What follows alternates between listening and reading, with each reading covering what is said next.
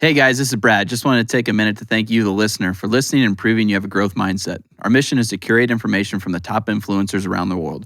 We provide you with real, actionable steps on how to improve in any and every area of your life. Whether you're an entrepreneur, C-suite executive, or just starting your journey of self-development, professional development is all about growth. And you know, if you're not growing, you're dying. If you enjoy this content, please help us by liking, sharing, and subscribing. Here we go. Hey guys, welcome to the Professional Development Podcast. Today is Wednesday, December 23rd, and today is episode number 19, Planning versus Doing. So we're going to go over a couple of things today, why planning is important, why action is important, and then maybe a little bit into kind of what the ratios of those should look like, and then paralysis by analysis, are people over planners, and really everything that we have kind of to piggyback off of our podcast last week on goal setting. And then at the end, we've got our segment, Just the Tip of the Week, where Dan is going to give it to us short and slow. Really? Is that how we're doing? Is it a Brad-sized tip of the week? No, that's just what your wife told us before. Oh, What's up, guys? So we're missing a couple people. yeah. So we're missing a couple people. Bobby and Colin had to bail last minute, but they had some important things to do from work.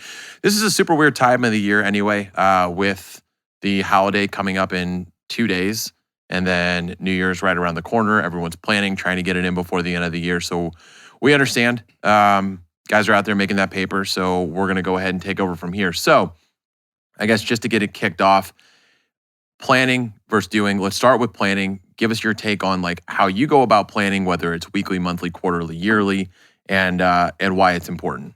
So for me, I am horrible at planning. I'm not like Matt. I spend usually about an hour every Monday. I sit down and I try and plan out the week. And then every morning I spend about 10 minutes trying to, I guess, modify what I need to do for the day. But something I found super interesting to relate to, a huge entrepreneur, business person was on Elon Musk. So Elon Musk plans out his day the night before into 5-minute segments. So his entire day is blocked off into 5-minute segments of what he's going to do. Damn, I was about to say, well, I planned my day out the night before. So Same thing, but not every 5 minutes. no, mine's like 5 hours. Yeah. That's I mean, obviously he's doing something right, but that just seems like an overkill to me. To me, and you know how I feel about planning. But I also really look up to Elon Musk. So at this, like, it's such a weird thing. I would have never thought a guy like that. I figured he was more like a shoot from the hip, get things done. But he basically says that if he dedicates 5 minutes to something, that he becomes ultra focused during that time because it's limited. So he needs to be super efficient and productive in those 5 minutes, and it forces him to do that. He also, something he said that was super interesting is that he hates meetings. He thinks meetings are pointless, especially on a large scale. Me too. He's if somebody's not providing value, if he's not providing value, he just says, he gets up and leaves. He says it's not worth his time to be in a meeting. So I feel like I interesting. should start taking that. Like if I'm not bringing value or there's no value to be had out of that meeting, Yeah, what's the point, right? Yeah, just walk out. I mean, it seems rude, Yeah. but it's just the truth. And Dan was kind of laughing a little bit over there at first because I don't like to have meetings just to have meetings, but like for my employee that I have under me, I like to have a daily touch base where it's just like 5 minutes maximum, just like, hey, where are our priorities at today? And actually, Brad, your planning is like probably just as much as mine. Really? I'm Yeah. surprised. I thought you were like way hardcore on it. I don't. I'll get into a little bit how I can like definitely go overboard on planning and how it can be counterproductive in a little bit. But I was reading something through Brian Tracy who talked about, kind of what we talked about last week, which is decide exactly what you want as far as goals, write it down, give it a deadline, make a list of everything you could possibly do, like everything that you can think of that you can do in order to hit that goal, small, big, doesn't matter, all those tasks. And then it kind of gets into the 80-20 rule, right? The prioritization. Yeah. So go ahead and list out like the Pareto Principal says that 80% of the results comes from 20% of the actual actions. So what you need to find out is what 20% of your day is going to give you 80% of the results that you want to see, right? For me, from like trying to grow out our new company, it's going to be sales, right? It's going to be making cold calls. It's going to be blocking off 2 to 4 hours a day, specifically purely for sales calls. And that's going to get me the results over any type of planning, in my opinion. So that's kind of what Brian Tracy had, but he did say the importance of planning he flipped it and said the 20-80 rule, right? The 20-80 rule says that the first 20% of your time planning your goal and organizing your plan will be worth 80% of the time and effort spent achieving the goal. And I think it goes along with like what you said. So if you're planning for the year, make sure you plan in like November or December. If you're planning for the quarter, make sure you're planning at the end of the quarter, like all the way down to planning for the week, make sure you're planning that weekend or maybe the Friday before your week.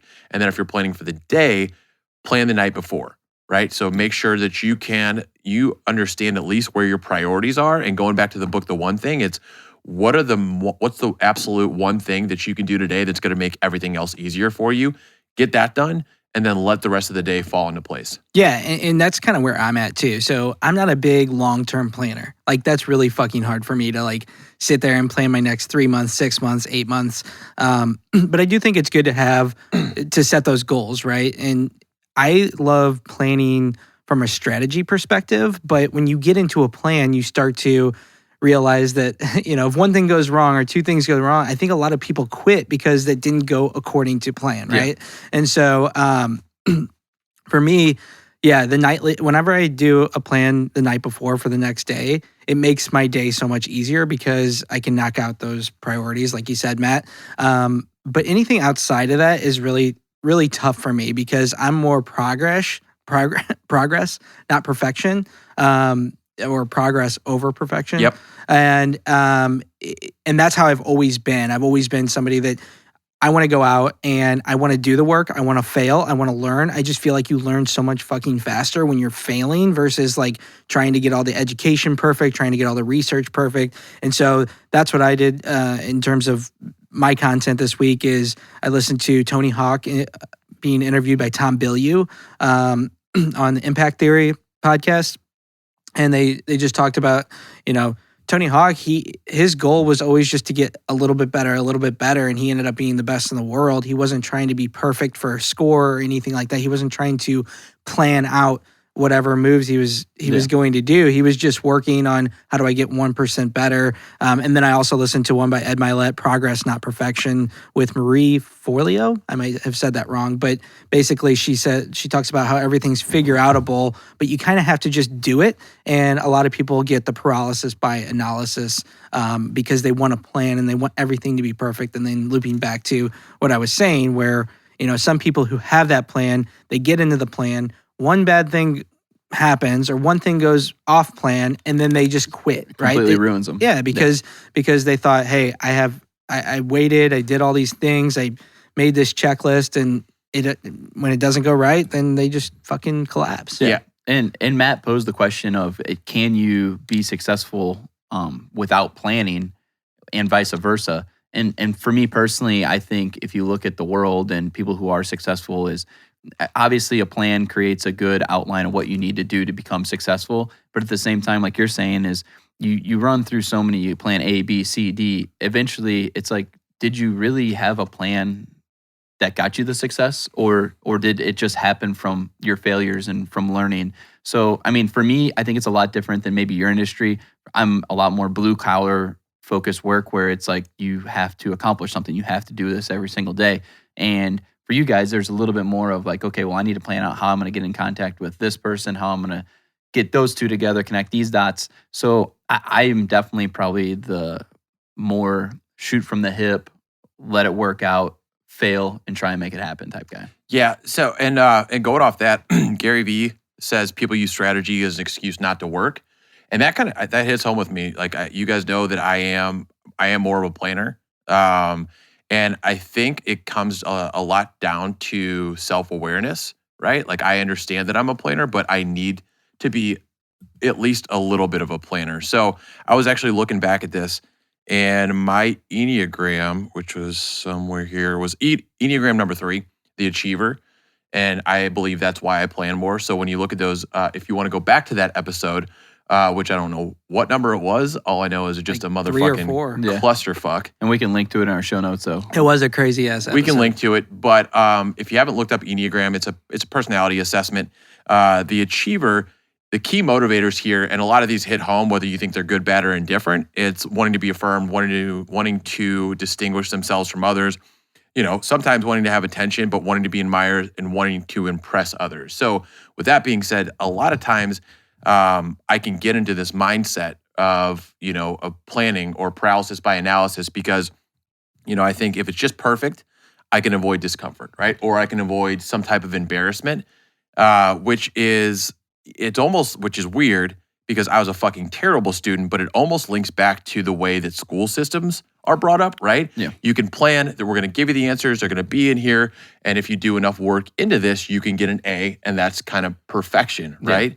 Which is a shitty way to really look at things because in entrepreneurship, in sales, or in any position that you're in where you have control over something or you're driving something forward, you're going to fucking fail. Like any plan that you have is going to get punched right in the fucking mouth. Oh, 100%. Right off the bat.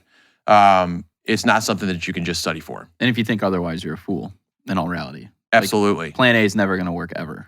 No. So, and it's funny you mentioned Gary Vee. Literally just yesterday, he made a post talking about your mindset and how important that is for success, which it all relates back to you can plan or you can take action. But at the end of the day, if your mindset isn't focused on succeeding, like Dan said, if you have one hiccup or one road bump, you're going to end up failing because you can't handle that struggle or stress of a failure. And that's how I've been with like trying to plan a diet, right? Like, and this is just a struggle that I go through is like, I'm going to be fucking perfect. I'm going to be fucking perfect. And if I go a couple weeks and I'm perfect, then I keep going. But those days where I fuck up, everything just fell apart. My whole diet's fucked. Like, That's okay, now I'll take a couple day break but that perfection, I guess, really holds me back from like continuing on whenever things go wrong. Yeah. So I think it, just looking back at what we've covered so far, I think you look at the Pareto Principal, and I do like to use the Pareto Principal a lot because I'm a big believer in it, but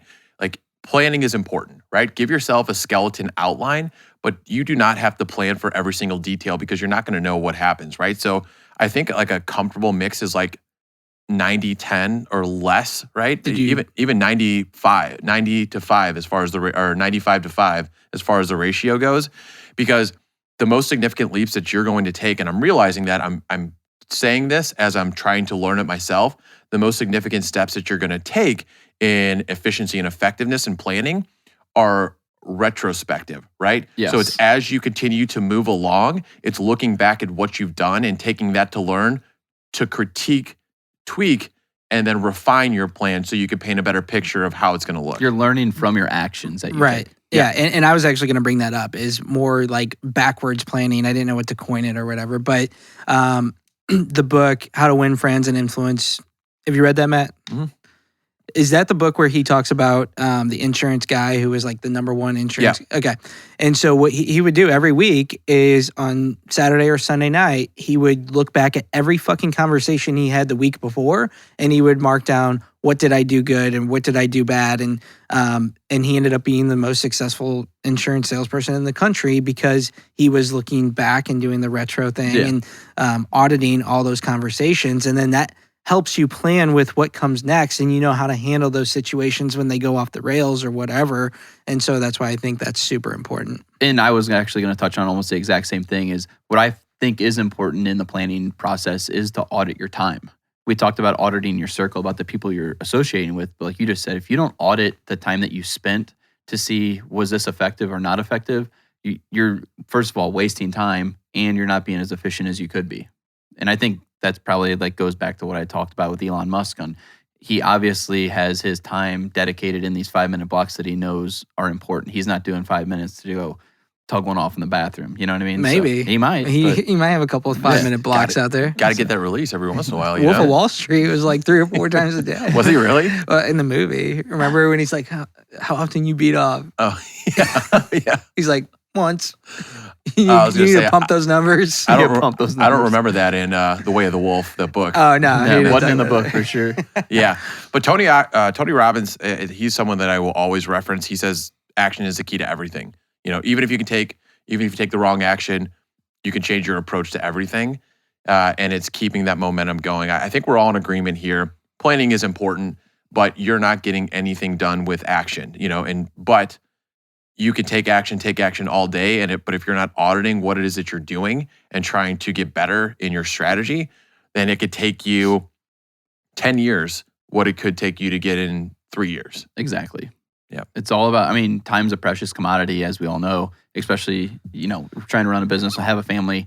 And if you're not auditing that time of what's effective and what's going to push you forward to the next level, you're wasting your time, everybody else's time around you. I actually make purchasing decisions based on how much time will this save me now. So like AirPods, for example, I've lost a couple pairs, but I bought more because I like having my headphones, and just untangling headphones takes X amount of time. So I broke down, hey, if I spend 1 minute on this, 10 times a day, that's 10 minutes over X amount of over a year. Like AirPods, I don't have to fucking deal with it. So to me, that was a smart buy. Or organizing your closet, or just like having your clothes ready.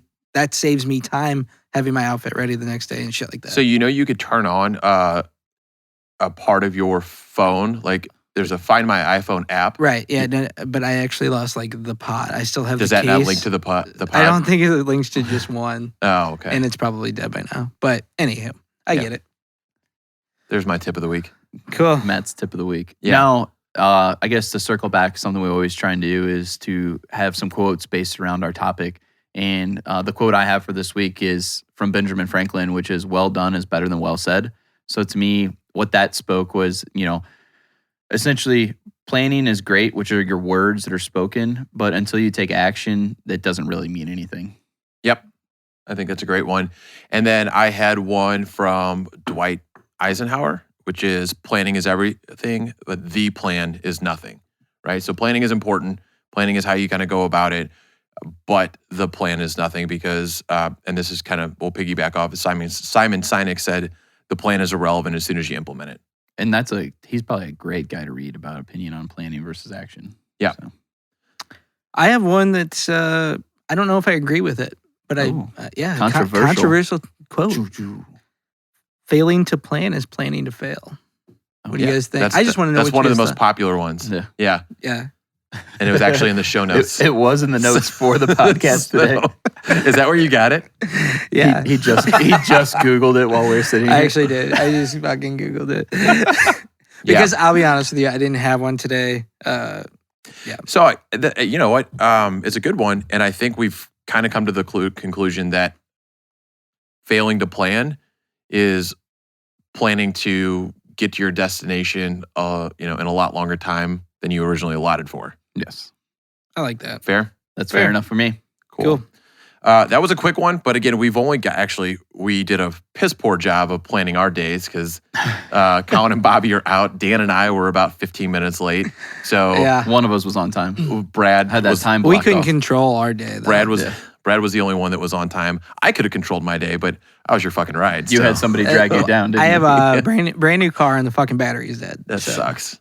The fuck. Anyhow. Hopefully that's under warranty. Yeah. So that being said, just to kind of put a little bit of a bow on things before we get into the tip of the week, as far as planning versus doing, planning is definitely important. Make sure you come up with some concrete, actionable steps on how you're going to achieve your goal, and you're not just going into it blind. And then get to action. Do the work. That should be the 90 to 95% of your day as opposed to planning. And then audit. Audit's one of those things that it should actually be planning versus doing versus auditing. Auditing is something that's going to help you complete the circle and it loop back around. You're going to refine it. You're going to get better day in and day out. And then you're going to be able to achieve goals faster. So that's kind of everything we have for that. Dan, what do you got for just the short little stubby tip of the week? Just let me get it out there. The old chode. It's just the tip. All right, guys. Yep. That's pretty much the whole thing. It kind of parlays on what you just said, Matt. So, if you're feeling overwhelmed with, you're about to start a new project, task, goal, learning a new skill, whatever it might be for 2021, there's a couple of things you can do. So one, accept the challenge. Tony Hawk talked about this in his podcast where it's like, some shit's hard, and he's been a great business person, but he accepted the challenge of having to learn new things, learn marketing, learn advertising, learn stuff that he wasn't necessarily interested in, but he kept going because he was willing to accept the challenge and he knew it was going to be overwhelming and he was willing to fail as he learned, right? And then finally, focus on that one thing at a time. it'll make a big task seem much smaller whenever you break it down, reverse engineer it, and do those micro steps. What one step is going to get you to your next step? And I think when you break that down, it's going to be a lot easier to navigate. So Awesome. that's it. Put those to use this week. Great tip, Dan. Yeah, I struggled. It was short. We appreciate you. It was a Brad-sized tip, like I said. Some of us are cut shorter than others. Some of us aren't cut at all. Yeah. But anyway, guys, we appreciate you tuning in and listening. Again, apologize for the short episode, but I think we got to the point. I think we got some good actionable steps in there. Some pretty quality content. And we will be back next week, right? Post-Christmas, Post-Christmas, pre-New Year's. pre-New Year's. So everybody out there, if you have any questions, hit us on social, hit us on the email. Otherwise, have a good Christmas or holiday that you're going to be celebrating to be PC. And we'll see you next week. See you later, guys. Take it easy. Peace.